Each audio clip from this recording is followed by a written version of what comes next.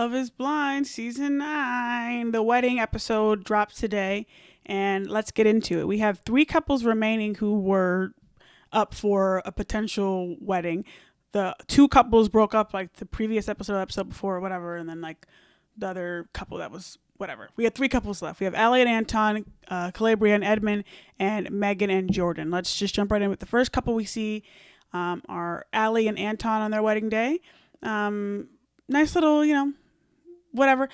Who cares about all the lead up? Essentially, Anton says yes. Allie says I can't be your wife, and leaves. And kind of in the situation after, she was saying to like the producer or whatever, I feel like the person I got to know in the pods isn't the person I got to experience in real life. He had just said I do, like I said, and her mother had brought up in the dressing room like she didn't like his drinking and like that kind of thing. And Allie was kind of defending him and like saying give him grace, etc. But and her sister, who did not approve of the union, came in and was basically said that again. Like, I don't approve of this process, but it'll make you happy, and whatever, and say I'll support you regardless. And after Allie left, he was like falling on the floor crying, and all her like sisters and her bridesmaids came over, and her mother and things like that, and like took care of her and walked her out. And she was really crying bad, and I think her mom or something or her friend said, "Are you really upset because you feel like you really hurt him?" And she was like, "Yeah." And she said as well, quote here, I don't think he was super forthcoming about his lifestyle, drinking, partying, how active he is, how healthily he eats, and some of the information I learned about Anton through his friends threw off my perspective of him. And we remember she met his best friend and then his best friend's girlfriend of like 4 months. She learned some things about him there, and maybe some other friends said some things in general, and also just in general living with him. She had mentioned a couple times like he gets off work, he like has a couple beers when he comes home and other things like that, and like the drinking and the whole conversation we talked about before with the like where's the tequila at? We had a bunch of beers in the fridge, where did all those go? That they didn't they as I said in my last video about these couples and things like that, maybe they could date in the future. It doesn't seem like it's giving that in this situation. I don't know. We'll see the reunion next week. It doesn't seem like that's what she's interested in. Because we didn't even see them talk after that.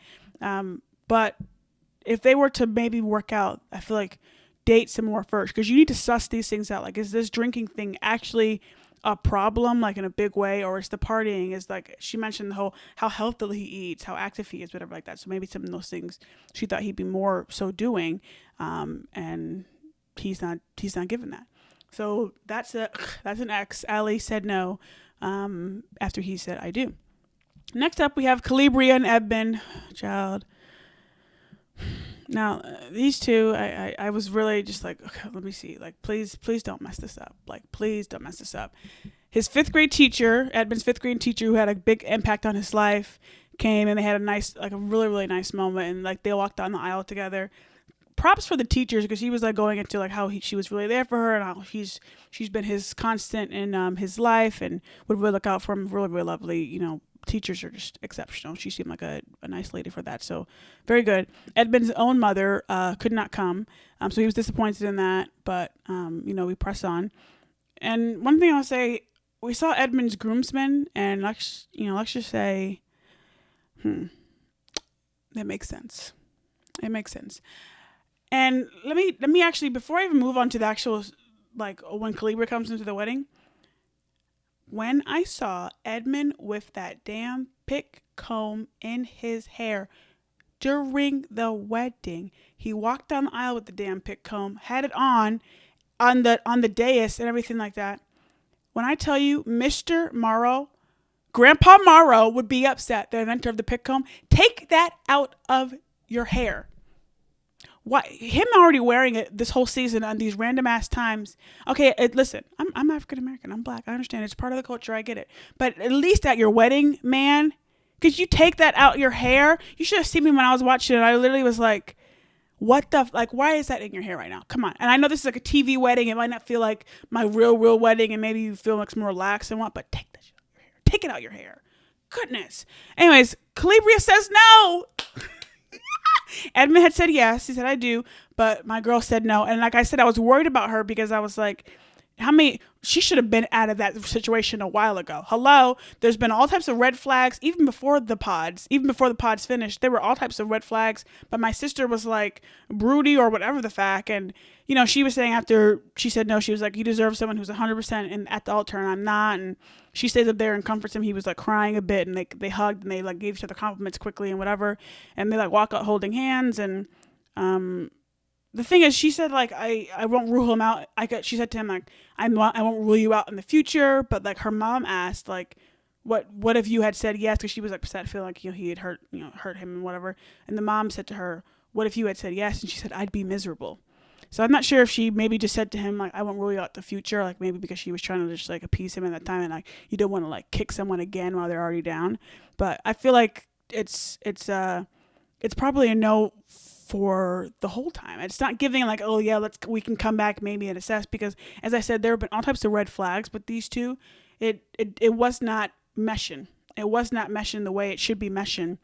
Yeah, it's a short period of time, and maybe things are moving quite quickly, because the thing too as well, like you're moving in together right away as well, but early days of the relationship should be like the best times. It should be the happiest times. I know there's all types of extra stress because we live in together right away. We're meeting families right away. So obviously that adds different elements, but it was not, again, even in the pods, it was kind of like, even them getting engaged, I was like, ugh.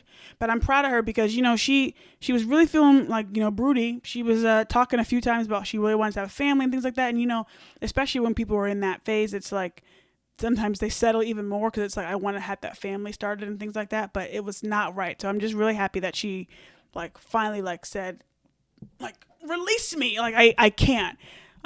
So she said no to Edmund. He was sad, whatever, he'll be all right.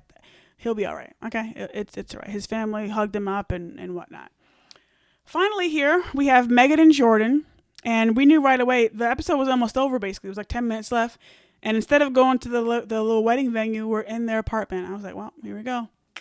It's about to wrap. We had seen early at the very beginning of the episode like a quick segment of Megan out with some of her friends talking about the situation with like some of their differences or whatever she had kind of said, and her friend said to her, are you questioning like you being able to like be in their lives, or are you questioning like you having to change your life? Because Megan and Jordan had previously spoken about how like he's not gonna be able just to pick up and fly to Paris on a random weekday into a weekend or whatever like that, or he can't just do the tennis at 10 a.m. or whatever it is that Megan does. Like obviously they have lifestyle differences. She's a very successful woman and he's still working and things like that, has a son, obviously that has a whole other element.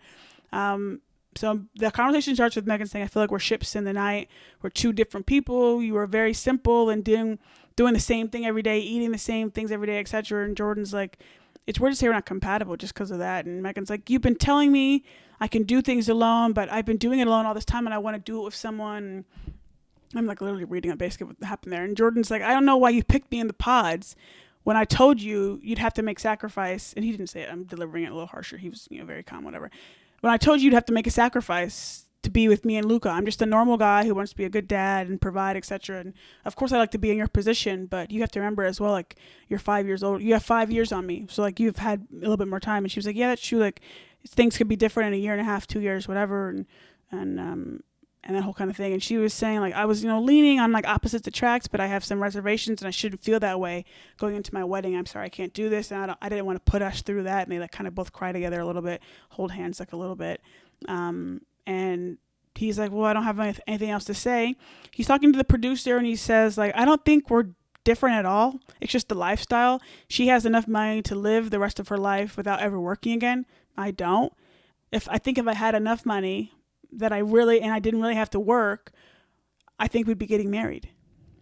And the producer says to him, any regrets? And he said, I wish I didn't introduce her to my son. I feel like she doesn't love me for me, and that's the closure I need. Ooh. Let me actually finish what Megan says quickly, and then we'll talk again about Jordan said about introducing her to his son, Luca.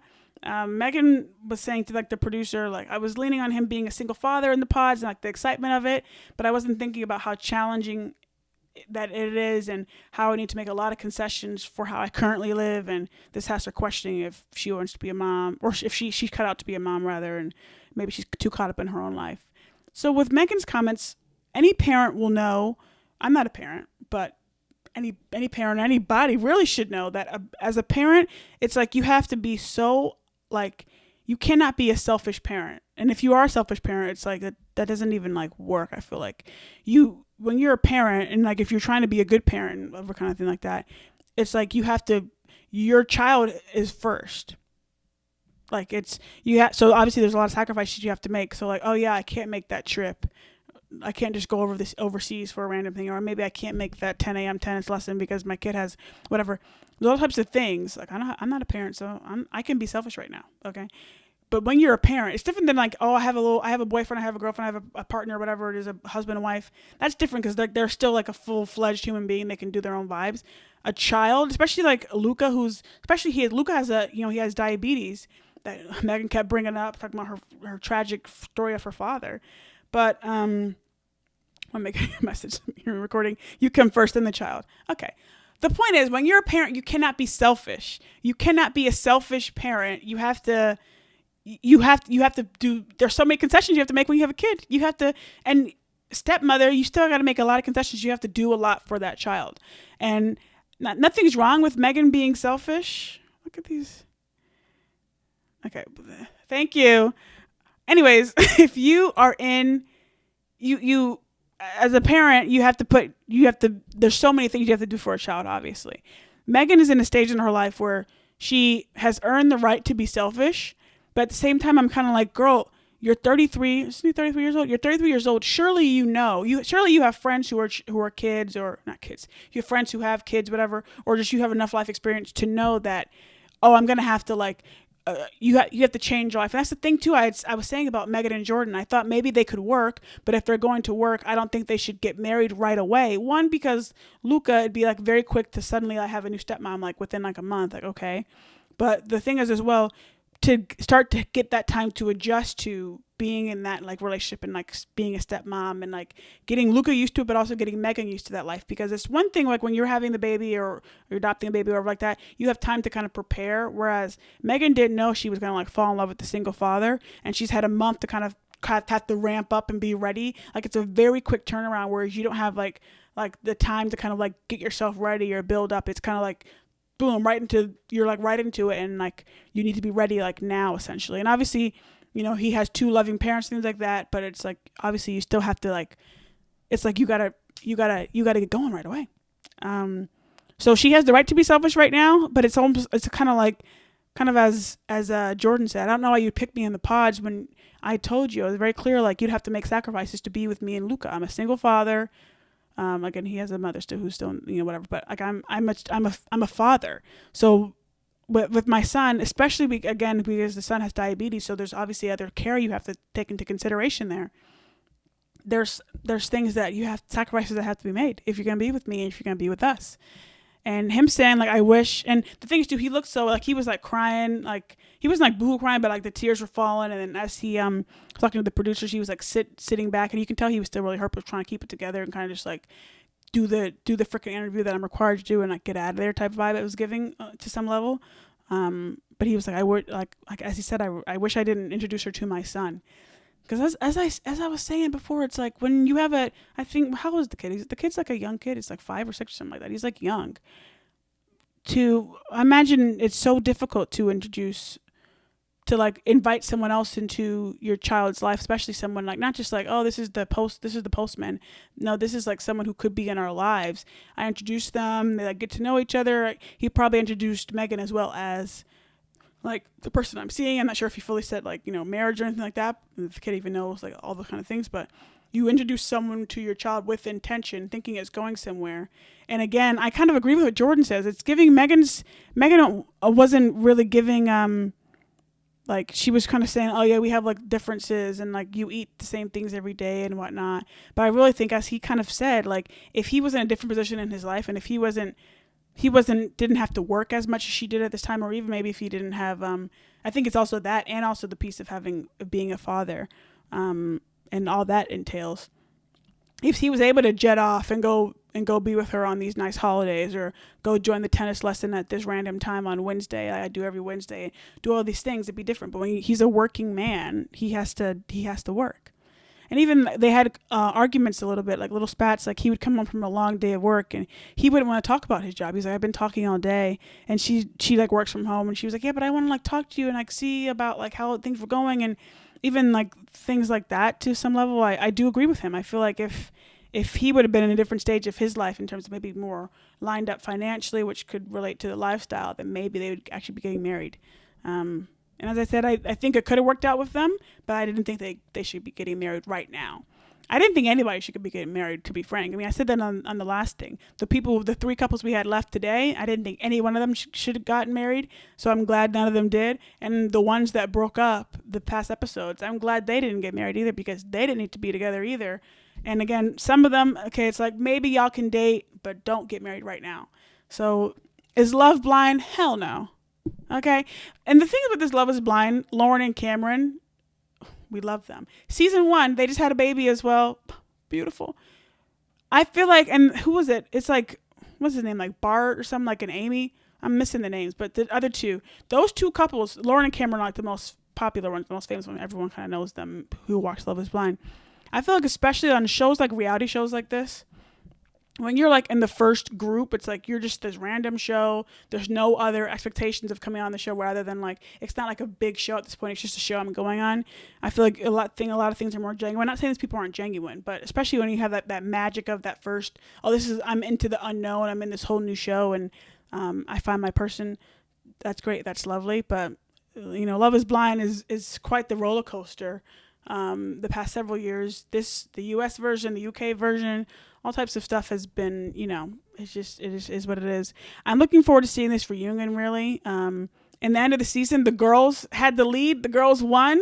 We finished the season 3-2. 3 women left their men. 2 men left their women. So the women have ended up on top. We love and appreciate that. Overall, like I said, I'm glad that nobody got married because no one needed to get married from this.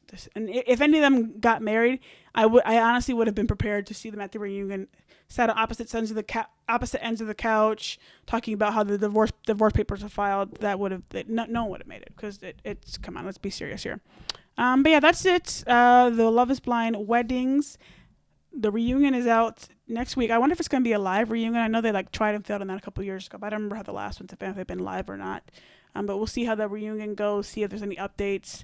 Hopefully no one has gotten weak and gone back or then like a quick little dalliance and then like got out of there because it's not giving. It's not giving. And we never saw any of them really, other than Kleber and Ebron, like at their wedding. They talked a little bit. Obviously they like walked out together, the whole kind of thing, but we never, sometimes, people leave the wedding and we see them like the groom or the bride, whoever, walk out and they like talk a little bit after the families come for them. We didn't see any of that from like Allie and Anton or after Kleber and Edmund like split up. They never came back together to talk again. And obviously the Megan and Jordan situation was different than like being at the actual wedding. But good for Megan too as well for at least, I feel like her reasonings were but good for her at least for not saying like, okay, we're going to go through the wedding and I'm going to like break your heart there. Like if you can, I know of course the producers are going to want to have a wedding because we want to get the runaway bride. We want to get the shot. But I feel like it's more respectful to get out before you go to a wedding. And imagine I bring my mother I would never do something like this personally, but imagine I bring my mother to my wedding of my 30-day boyfriend and they're going to leave me or something like that. Ciao.